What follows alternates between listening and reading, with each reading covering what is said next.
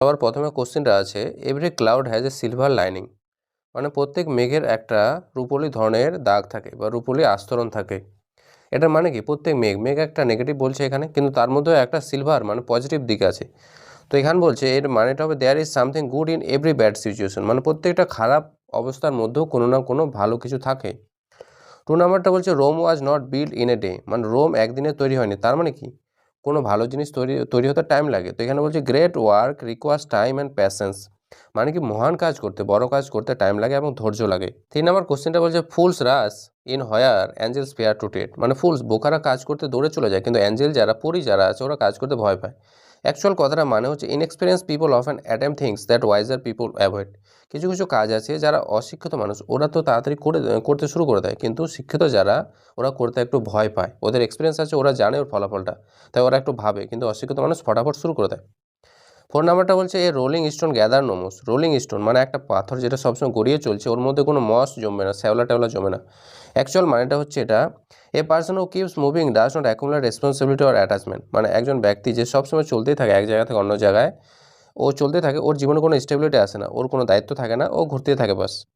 5 নাম্বারটা বলছে the king অ্যাসেন্ডেড to the, বলছে রাজা কী করবে, সিংহাসনে বসলো। তো এটা হচ্ছে থ্রোন, এটা হচ্ছে সিংহাসন, এটা থ্রোন মানে ছুঁড়ে ফেলে দাও, আর এই বানানগুলো ভুল আছে, তো বি নাম্বার অপশন।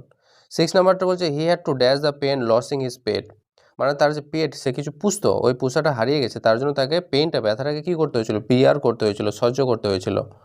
7 নাম্বারটা বলছে the contract is null and void, এটা একটা ফ্রেজ, একটা ইডিয়ম, একটা নাল অ্যান্ড ভয়েড মানে ইনএফেক্টিভ, যেটা কোনো কাজ নেই। এই কন্ট্রাক্টটার এখন নাল অ্যান্ড ভয়েড হয়ে গেছে, মানে কোনো কাজ নেই ওটার। 8 নাম্বারটা বলছে the priest will conduct the holy, priest কী করবে, পুরোহিত কী করবে, পবিত্র রাইটটা করবে, রাইট একটা ধার্মিক অনুষ্ঠান, তো পুরোহিতটা পবিত্র ধার্মিক অনুষ্ঠানটা করবে।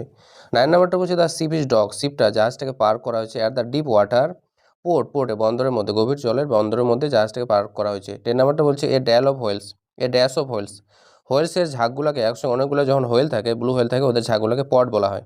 11 নাম্বারটা বলছে the prefix mal in mal practices, এই যে ম্যাল প্র্যাকটিসেস কথাটা আছে মানে খারাপ প্র্যাকটিস কিছু, তো ম্যাল কথাটা মানে কি, ম্যাল কথাটা মানে হচ্ছে খারাপ কিছু। 12 নাম্বারটা হচ্ছে ভোরাসিয়াস মিন্স, ভোরাসিয়াস মানে কি, যে খুব খায়, হ্যাভিং এ হিউজ অ্যাপিটাইট, যার অনেক খিদা পায় এবং খায় অনেক কিছু।